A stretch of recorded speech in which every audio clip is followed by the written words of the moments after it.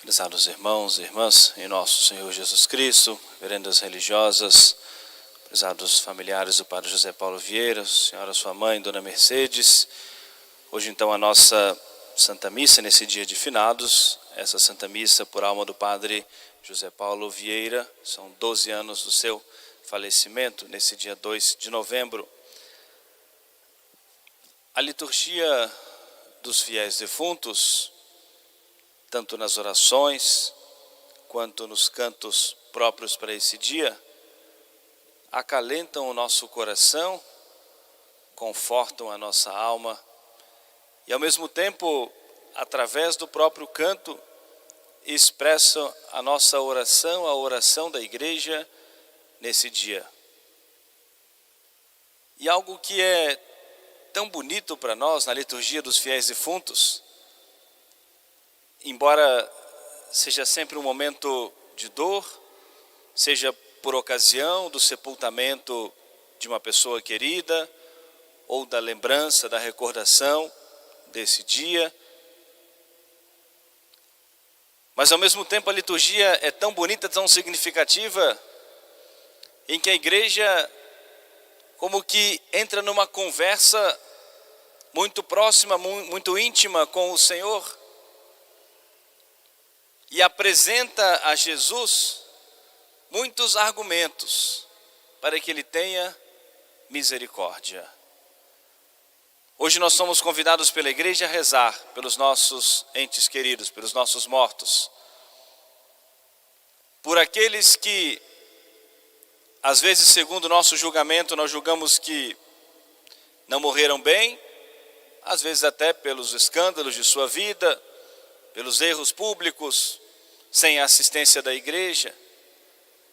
Mas devemos também rezar por aqueles que nós julgamos, até pela sua vida também pública, que morreram bem. Alguns santos, São João Maria Vianney de modo especial, dizia que ele tinha muito medo daqueles que no momento ali da sua morte, ou já nos últimos dias de sua vida, já o aclamavam como santo. Ele dizia: o meu medo, e não quero essa convicção, porque depois que eu morrer não vão rezar por mim, achar que eu já estou no céu e vão me deixar muito tempo lá no purgatório. Aqueles que já foram canonizados pela Igreja, nós temos a certeza de fé, já estão no céu, pedimos somente a sua intercessão. Não vamos rezar, pela alma dos santos canonizados pela Igreja, já estão na glória do céu. Não precisam das nossas orações, nós que suplicamos a sua intercessão. Mas pelas santas almas do purgatório, por aqueles que nos precederam, marcados com o sinal da fé, mesmo tendo deixado um legado de boas obras, um legado de evangelização, como o nosso saudoso Padre José Paulo, até como dever de gratidão por todos os benefícios que nós, que a paróquia, todos aqueles que por ele foram evangelizados, até como dever de gratidão as nossas orações, as nossas súplicas, e aquilo que nós temos de melhor e mais sagrado para oferecer com a Igreja, que é o santo sacrifício da missa. E a Igreja hoje entra nessa conversa íntima com o Senhor. Isso se expressa de modo maravilhoso na sequência da Santa Missa. A Igreja chama a nossa atenção para um momento muito sério, porque nós morreremos e seremos julgados por Deus. E aquilo que nós teremos a apresentar a Deus nosso Senhor são as nossas obras, boas ou más, como nós acabamos de ouvir no Evangelho. Vamos apresentar a Deus as nossas obras. Os que tiverem feito obras boas sairão para a ressurreição na vida. Os que, porém, tiverem feito obras más sairão ressuscitados para a condenação. Na primeira leitura da carta do apóstolo São Paulo aos Coríntios, o apóstolo também desperta a nossa atenção Todos de fato ressuscitaremos, mas nem todos seremos transformados.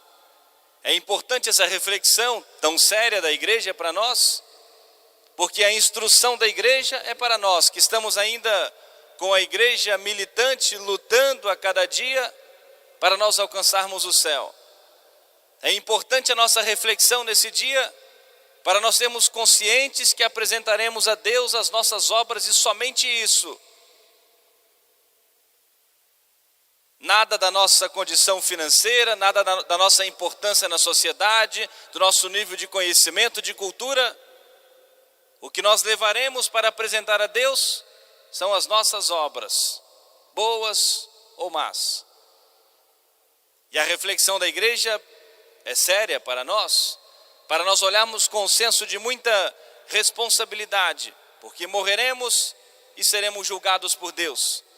Mas não é para nos apavorar, é muito pelo contrário, para nos conduzir a uma reforma da nossa vida, para nos conduzir a uma transformação, para nós, por graça e misericórdia de Deus, de alguma maneira, fazermos por merecer a vida eterna, ainda que o que nós fazemos é pouco, em consequência daquilo que Deus nosso Senhor prometeu, mas, confiando na misericórdia de Deus, as nossas pequenas ações, unidas ao sacrifício de nosso Senhor, ganham valor de vida eterna.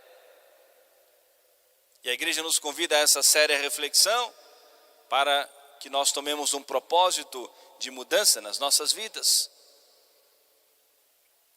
Mas para confortar e acalentar o nosso coração e motivar a nós,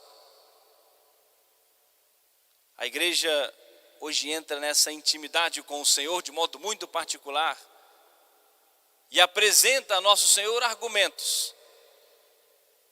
E é tão bonito isso que, como que lembrando a Jesus as razões que Ele tem para agir conosco com misericórdia,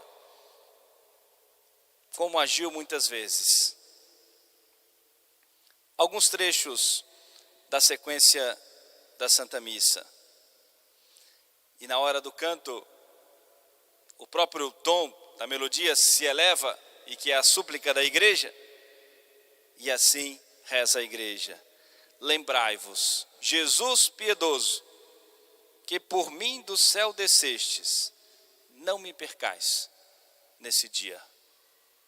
A igreja como que lembrando a Jesus: o Senhor veio do céu para nos salvar. Concedei-nos as graças, para que nós não nos percamos. Lembrando a Jesus fatos da sua vida: cansastes-vos a buscar-me e sofrestes ao remir-me, não seja em vão tanta dor. A igreja conversando, apresentando esses argumentos para Jesus, suplicando ao seu coração misericordioso: justo juiz do castigo, dai-me a graça do perdão antes do dia do juízo. A igreja reza por nós, e é o que nós devemos também suplicar: o arrependimento dos nossos pecados, a contrição do nosso coração e a súplica que Deus nos conceda a graça de nós sermos perdoados antes do dia do juízo. Gemo e choro como réu, sinto o peso do pecado, peço que me perdoeis. A oração de um coração angustiado, mas que suplica a Deus, confiante em Deus. E se nós não temos merecimentos para nós alcançarmos de Deus a graça, a igreja suplica por nós, a igreja reza por nós. Mais um argumento que hoje a igreja conversa e apresenta ao Senhor: vós que absolvestes Maria e ouvistes o bom ladrão, também me destes a esperança. Se absolveste, se perdoaste uma que era pecadora pública, se perdoaste o bom ladrão no último instante de sua vida, e que passou durante a sua vida cometendo muitas falhas, muitos erros, fazendo mal ao próximo, peço que me perdoeis. Essa deve ser a súplica também presente no nosso coração. Também me destes a esperança. E a liturgia de hoje é uma liturgia de esperança.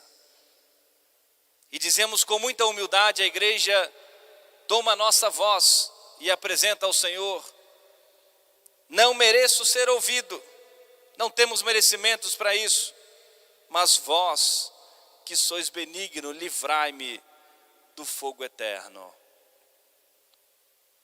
Não temos merecimentos, muitas vezes não fazemos por onde, mas ainda assim, suplicamos a misericórdia de Deus. Colocai-me entre as ovelhas, separado dos cabritos, pondo-me à vossa direita. Confundidos os malditos e entregues ao fogo eterno, chamai-me com os eleitos. Nós devemos pensar na liturgia dos defuntos, na alegria no céu, quando um fiel, que tendo sido perseverante na sua fé, tendo sido dócil às instruções que recebeu da igreja, chegar no céu, passando pelo juízo de Deus e ouvir: vinde, bendito de meu Pai, para o reino que vos está preparado desde toda a eternidade. A alegria no coração e a confirmação daquilo que a pessoa acreditou durante a sua vida e acreditou na hora da sua morte. É verdadeiro, é real, tudo aquilo que a igreja sempre me ensinou, valeu a pena todo o sacrifício. Nós podemos também pensar na alegria de um coração sacerdotal, quando chegar a se apresentar a Deus nosso Senhor também no céu, tendo cumprido a sua missão, tendo se arrependido também dos seus pecados, tendo sido perdoados os seus pecados, as suas falhas. Também chegar no céu e ouvir de nosso Senhor: vinde, bendito de meu Pai, para o reino que vos está preparado também desde toda a eternidade. E o coração sacerdotal se alegrando naquele momento diante do Senhor na luz da glória. Valeu a pena todo o sacrifício, valeu a pena todo o esforço, de fato, verdadeiro, real, tudo aquilo que preguei durante toda a minha vida, todo o esforço, toda a dedicação para ensinar as pessoas o caminho do céu, é verdadeiro, é real. E é de fato real e verdadeiro tudo isso. E é importante nós pensarmos nessa alegria do céu, para que todos nós sejamos motivados a buscarmos realmente esse caminho de salvação. A nossa confiança na misericórdia de nosso Senhor e no seu perdão, a nossa confiança naquilo que nos diz o grande Santo Afonso, que a hora da nossa morte é a hora máxima da misericórdia de Deus. Nunca podemos pensar como uma conivência com os nossos erros.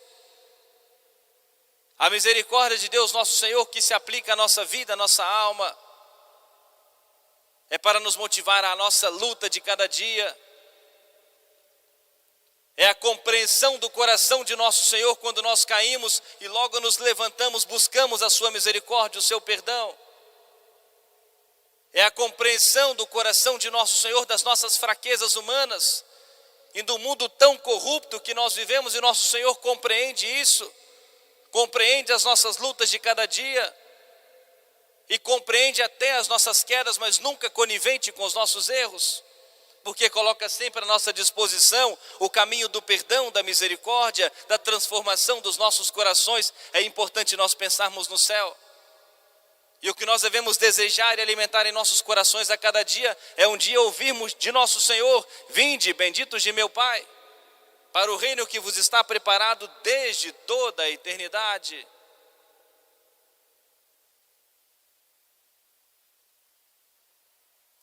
Não merecemos por todos os nossos pecados, mas pelo sangue redentor de Jesus, a igreja nos torna merecedores do céu. Quando nós unimos os nossos sacrifícios, as nossas lutas, ao sacrifício de nosso Senhor, e por isso a igreja hoje argumenta com o Senhor e continua dizendo.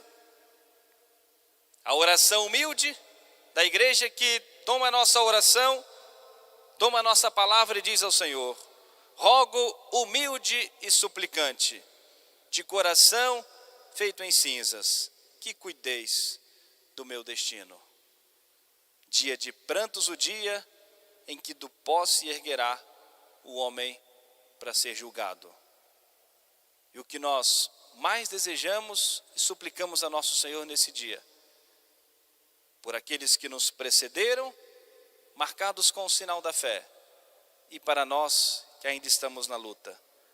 E a igreja assim nos diz e diz ao Senhor: perdoai-lhes, Senhor Deus, vós que sois bom, ó Jesus, dai-lhes o repouso eterno. Amém. Eu gostaria de completar a nossa reflexão com somente um exemplo. São Pedro Julião Eymar conta um fato na vida dos irmãos sacramentinos, que havia um religioso que se penitenciava duramente, rezava e fazia duríssimas penitências. E um dia um outro irmão lhe perguntou por que ele fazia tão duras penitências, ele que levava uma vida virtuosa. E ele disse que ele rezava pela alma e se penitenciava pela alma do seu pai. Ele não havia conhecido seu pai, ele morreu, ele era ainda criança, mas ele soube que o seu pai não levou uma vida digna. Não foi um bom cristão, não foi um bom chefe de família, não foi um bom esposo, não foi cumpridor do seu dever. E quando ele cresceu, soube disso, assumiu esse compromisso.